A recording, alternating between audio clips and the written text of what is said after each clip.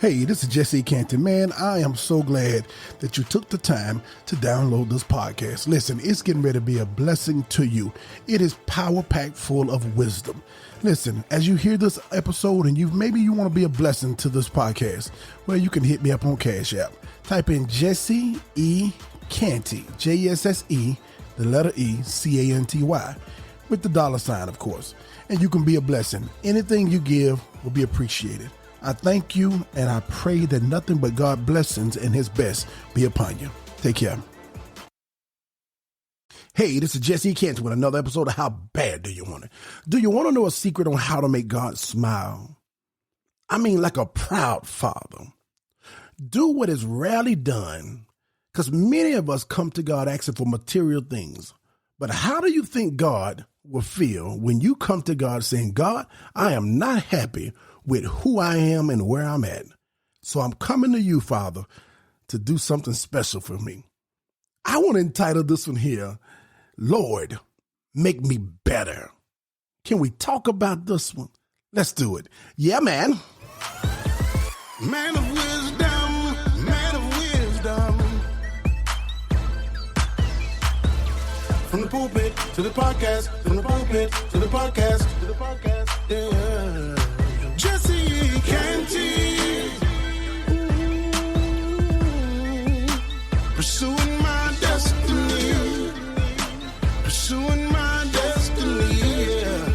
Tell me, how bad do you want it? Boy, that's a good question. How bad do you want it, man? Listen, welcome to another episode, yes, of How Bad Do You Want It? Episode number 135. And boy, this thing right here is going to challenge you. It's going to confront you. It's going to lay it right out on the table and see where your heart is at concerning you. Let's get into this thing. Let's pray. Father, in the name of Jesus, lead and guide me in a special way on this episode, Father. I thank you that this episode is really just a conversation between me and you, Father. And I'm excited about what you're going to do for us, God. In Jesus' mighty name, I pray. Amen. Yeah, man. My title is Lord, Make Me Better. And I open it up talking about how to make God smile. I couldn't find no other way to articulate it. I kept struggling and saying, let me say it another way. But I says, no, I think that's the way we can relate to it the most. As a father who's always, I'm thinking about my sons or even my children, how I sit back and see them begin to do good in life or see them heading to a place that's going to make them better and not just bigger. And you begin to look at it and it makes you proud. It makes you smile because you know they're heading in the right direction. Well, if we're going to end up there, let's start out the opposite way that many of us, or some of us rather, at some point in time in our life, we wasn't thinking about, or we wasn't even worried about being made better. We was doing things that was self-destructive to us. This episode here is going to challenge you not to look and put the blame on somebody else, but it's going to challenge you to deal with you and to confront yourself. Because there is time, we got a short time here on earth. I don't know why, but it's I know young people probably don't even know this song, but it's a song I got from a movie, and it says, time keep on ticking. In fact, that comes from Space Jam, Michael Jordan's Space Jam. Into the future. That's what the song says. That's been in my head since Sunday. I woke up hearing time keep on ticking into the future. And you know, man, that's been sitting in my head. I said, God, why is this song? I haven't seen that movie in years. Why has this song been in my head? I believe that it's the Holy Spirit reminding me that, man, you getting older. Not only you getting older in the context of you can't run like you used to run and your bones is cracking, but you're getting older, which means you're running out of time on reaching your destiny. There is some point, and you are not I got so much to say, it's probably just going to come out all mixed up. You are not in competition with anybody else but yourself. And the worst thing we can do is think we got much time here on earth. We play around. My mama would say lollygag. We just sit back and not improve Too many of us is asking God to make us bigger. We're more focused on material things, and material things are not wrong until material things are in the wrong place that we put them, prioritize. We're asking for God for more material things. We're asking for God to make us bigger instead of asking God to make us better. When we come to God, not really connected to the things or entangled to the things of this world, it makes God excited because he says, now you're ready for me to move for you. Now you're ready for a breakthrough. There is no breakthrough like a self-breakthrough. There is no breakthrough like when you begin to wake up to you and you not only cast out demons in somebody else, but you can overthrow the stronghold of the enemy that's on you. Isn't that amazing how we can come and try to kick out demons in somebody else, but we're struggling with the demonic attack that continuously fights us? I know anybody won't admit this, man, but let's be honest, tell the truth, that when you go home and you go and look in your mirror, nobody is in there but you, and you are facing yourself. How many times do we look at our own selves and confront ourselves? And I'm not talking about tear us down with low self-esteem, but I'm talking about confront yourself daily and talk. I must say this way. Talk junk to yourself and say you ought to be ashamed of yourself because you know you can do better. Am I the only one that almost every day of my life, if it's not every day of my life, is at least when I find some stupid problems that I found myself in, whether it's a financial or whatever it is that made a bad decision, that I can't blame my wife, that I can't blame the white man, that I can't blame the black man, that I cannot blame the White House. Many of us is blaming the White House and blaming the politics and everything else in today's time because we are not being a better version of ourselves. There is a song that we used to hear that was made back in my times of growing up by the rappers. It says self-destruction. You're headed for self-destruction. Do you not realize that self-destruction is the worst type of defeat that you can take? It's one thing when a thief come in and steal from you. It's one thing when the enemy come in and kill you. But when you kill you, when you rob yourself, who can you prosecute?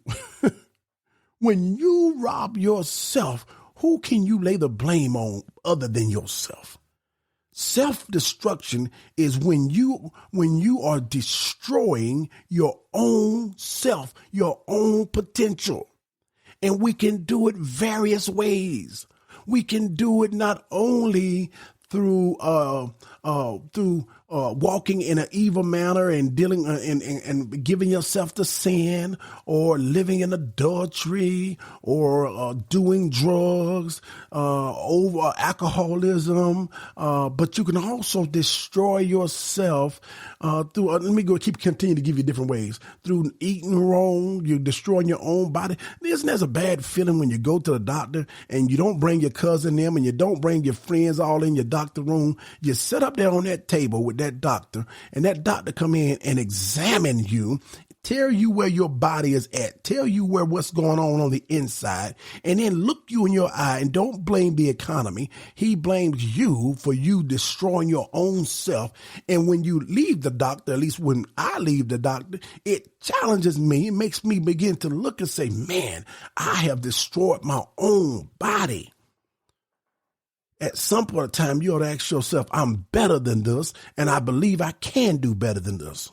Sometimes we want what we want, even when what we want, we know let me say it this way. Let me say it the right way, excuse me. Sometimes we want what we want, even if we know it's going to kill us. Isn't that amazing? That's the story of Samson right there. Samson wanted what he wanted, which was Delilah. And she woke him up several times and realized that Delilah was trying to bind him, but he kept on giving in to her. When you can read on side of the pack of the cigarettes that smoking this and using this and consuming this product will give you cancer, and you light it up anyway. And I can give you 15 different examples. because I'm not going to just pick on smokers, but if it can be anything that when we know what we're eating or when we know what we're doing on a continuous basis is destroying us. Jesse, why are you talking about this? Because the reason I'm talking about this because I have been challenging myself. The Lord has been confronting me with my potential. There's a saying that Bishop Jake said. I heard Bishop Jake say, I don't know who coined the phrase. He said, if you always do what you always done, you will always be where you always been. If nothing changed with you, you will never make any progress in life and you will die. Man, this is amazing. You will die failing to progress in life. One of the worst things I could ever do is not have special a straight A credit, is not be 120 pounds. But if I died never making progress of growth in my life, then my life was wasted. Now, when I say progress to the super spiritual people, yes, I'm talking about being saved. Yes, I'm talking about reaching souls. Yes, I'm talking about casting out demons and getting deliverance to people. But I'm also talking about having victory over yourself. When God was sending the children of Israel out and say, you're going to conquer the enemy land, you're going to drive out your enemies, he only sent people out who was ready to get to the place where you can confront yourself before you can confront your enemies. Because it's easier to defeat an enemy on the outside than it is to defeat the enemy on the inside. Do you know that all other species, this is something that just popped in my head. Do you know that all other species use their intelligence to help them survive? Man, I'm a little bit of a zoologist. I love animals. I love not only when I study animals, I want to see how they're made and different things, but I am intrigued at looking at every animal that I study, and I want to see what is their defense mechanism, what is their strength, what is the thing that makes them unique. And I realize that every other species, they use their intelligence to help them survive. But humans are the only one that use their intelligence to destroy themselves. It's bad when you're addicted to your own self-destruction. It's something that you have to begin to confront yourself and say, I have been made and created by the Most High God, and I have better in me. Some people call it self-improvement. If I were to stand up in probably the average church and preach a message like this and talk about self-improvement, it would probably make half of the congregation fall asleep or say that boy can't preach. Because we love blaming blame on the enemy, on the devil, on our haters. We love talking about them and talking about what God gonna give us without challenging ourselves. We do not want to change our own minds. And you know, if you don't change your mind, you can't change anything. You have to strive to become better than you are. And when you strive to become better than you are, check this out. Everything around you become better too. Now, you talking about deliverance and having a praise break. There is no deliverance and no praise break than the victory over yourself. Anybody can grab a tambourine and thank God for your enemies that stand before you is destroyed, and you'll see them again no more forever. But you know what type of praise break you will have when you destroy the enemy, inner you, or inner me, INNER. When I can look at myself and begin to defeat bad habits, when I can look at myself and start getting victory little by little over myself, man, that's the excitement. That's man, when you get to the point where you just want to give God praise, when you talking about being happy and feeling like you have accomplished something, it's when you can defeat your own self. Why are you talking about this, Jesse? Because I'm going to give you a personal testimony. Several of them. This is things that God has been challenging me, even in my financial area. The Bible said, don't let a man think more highly of himself than he is. I'm not doing that, but I do think higher than I've been. I can look back over my life and say, listen here, Jesse, you are better than that. I'm not one of the ones that have really struggled with low self-esteem. Honestly, I probably have struggled with high self-esteem a little bit too much in my life, but I'm at a place now where I'm humble with it. But I believe it's not so much that I just believe in me. I believe in the God who sculpted me. I believe in the God who created me. And you gonna tell me that I feel that God put me here on earth to struggle like, I'm talking about with myself. God put me here to struggle like this. God put me here to walk around as an overweight person. God put me here to walk around with bad finances.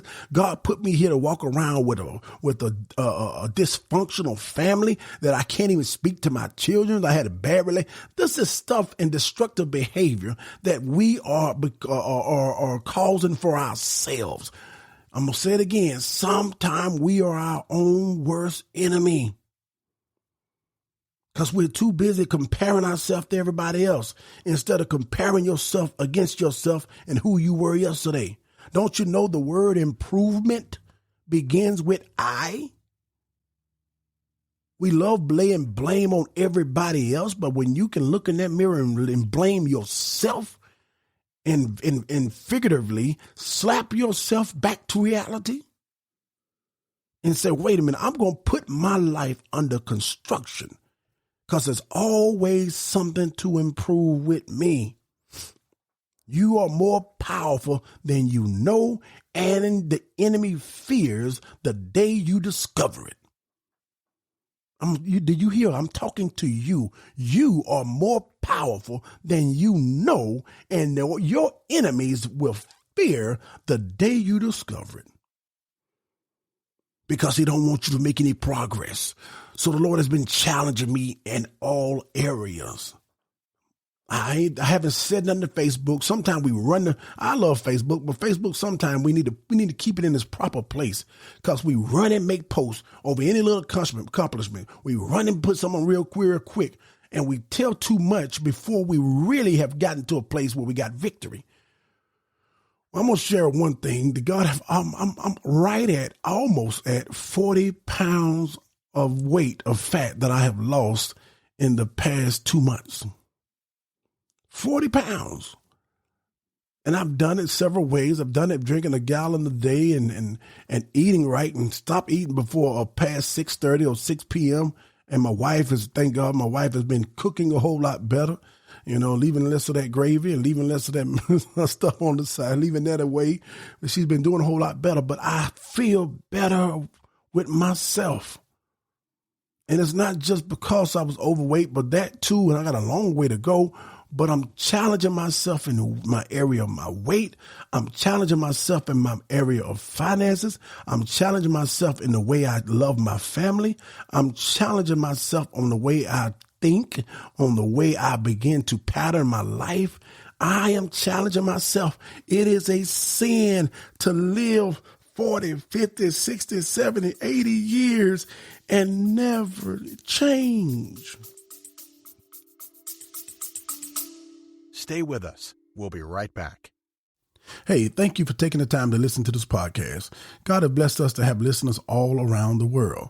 And I thought to myself, I said, maybe there's somebody that wants you to have a prayer request. I want you to pray with them concerning anything, your family or whatever it is. If that be so, listen, drop me an email at JesseCantyPodcast@yahoo.com. JesseCanty podcast@yahoo.com.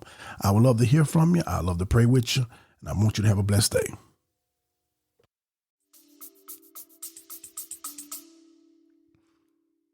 Your mind never change. I pray that somebody I'm talking to, it begin to challenge you. This episode will be considered successful if when it goes off that you feel like you can conquer anything, but you want to conquer yourself first. I have to ask myself, it's going to come a time when you are going to die, Jesse. And what are you going to leave? We are only focused on inheritance. An inheritance is what you leave with people. A legacy is what you leave in people. What good is your life? I got a good insurance policy. I got a business. I got stuff right now that if they wanted to, now you can't control what next generation do. But if they wanted to, my children could take what I have done and capitalize off of it and multiply it and be tremendously blessed financially. But I need to ask the question, not just what I leave for them. When I die, what have I left in them? Have I given them any inspiration? Why did you say it like that? In spirit. Have I inspired their spirit to do anything that's going to make them better? I don't want nobody in my circle. Sorry for yelling. I don't want anybody in my circle. I don't care if you're related to me. I don't want to hang with you. I don't really want to talk or text with you if you are not making me better. If you are assigned or in my life to make me worse, then I'm going to have to find some eviction papers and cause you to be dismissed from my presence. And that's Bible. The Bible says when Jesus therefore perceived that the enemies, that the Pharisees was there to destroy him, therefore he removed himself. He evicted himself from their presence.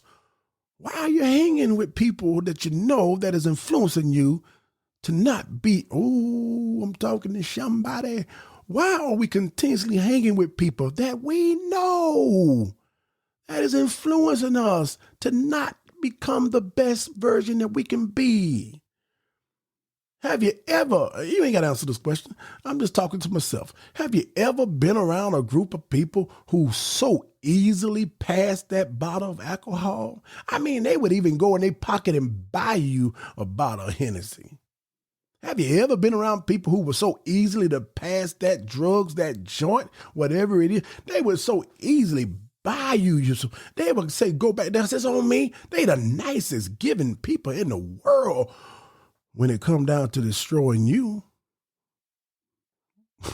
I've been in places where I looked around and I saw people who I knew were struggling financially up there at the bar buying drinks for everybody. You come back giving drinks to everybody, but when we on the job and I ask you for $5, you say you ain't got it. It's amazing how people will easily help you destroy you. Those are the people you get away from. But as I said on my last episode, you can only run from people. You can only run from the problem that people bring you so long. But when you realize that you are your own worst enemy, you can't run from yourself.